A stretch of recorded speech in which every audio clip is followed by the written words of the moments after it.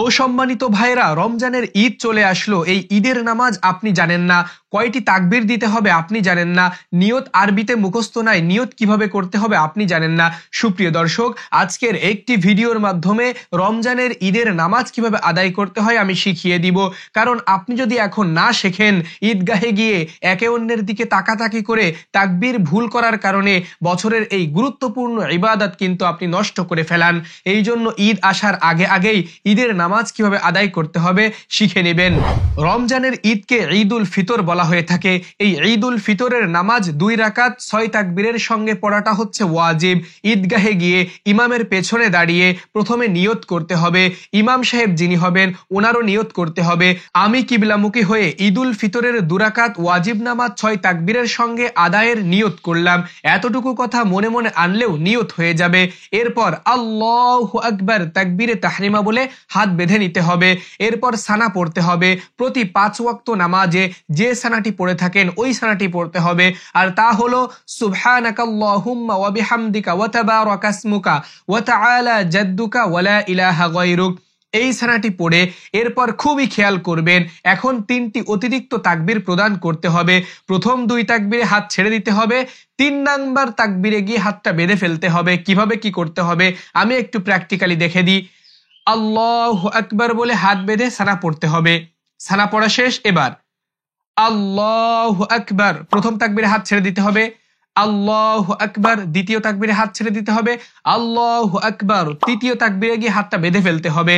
হাত বেঁধে ইমাম সাহেব সূরা ফাতিহা পড়বেন, সাথে যে কোনো স্থান থেকে সূরা মিলাবেন অথবা কিরাত মিলাবেন, আর পেছনের মুসল্লিগণ নীরবে ইমাম সাহেবের তেলাওয়াত শুনতে হবে।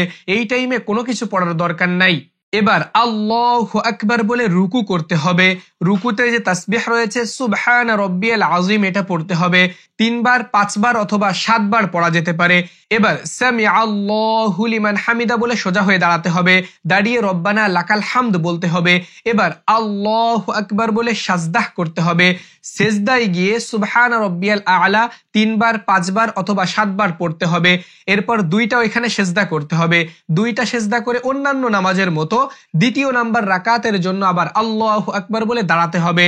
দাঁড়িয়ে হাতটা বেঁধে ফেলতে হবে। এখানে অতিরিক্ত কিছু করার দরকার নাই।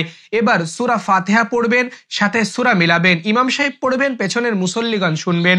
এবার রুকু করতে হবে। তবে রুকুতে যাওয়ার পূর্বে এখানে অতিরিক্ত 3টি তাকবীর প্রদান করতে হবে। খুবই খেয়াল করবেন, দ্বিতীয় নাম্বার রাকাতে রুকুতে যাওয়ার পূর্বে 3টি তাকবীর প্রদান করতে হবে। কিভাবে?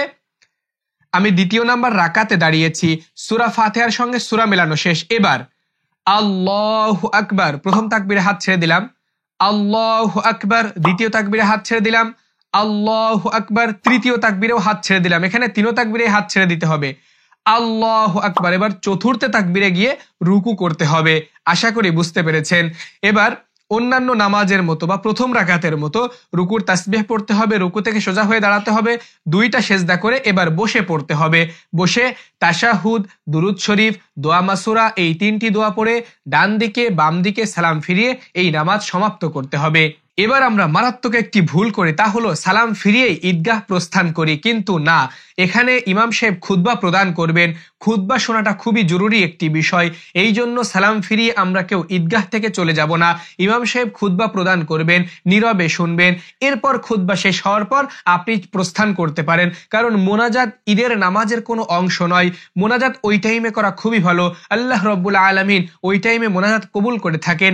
এই জন্য আপনি চাইলে মোনাজাত করতে পারেন। তবে মোনাজাত যদি নাও করেন, ঈদের নামাজের বিন্দু পরিমাণ কোনো ক্ষতি হবে না। রমজানের ঈদের নামাজ কিভাবে আদায় করতে হয় এটা আজকের ভিডিওর মাধ্যমে শিখে নিয়েছেন। সম্পূর্ণ ভিডিও জুড়ে আপনাদের সঙ্গে ছিলাম আমি হাফেজ মাওলানা সাব্বির হোসাইন।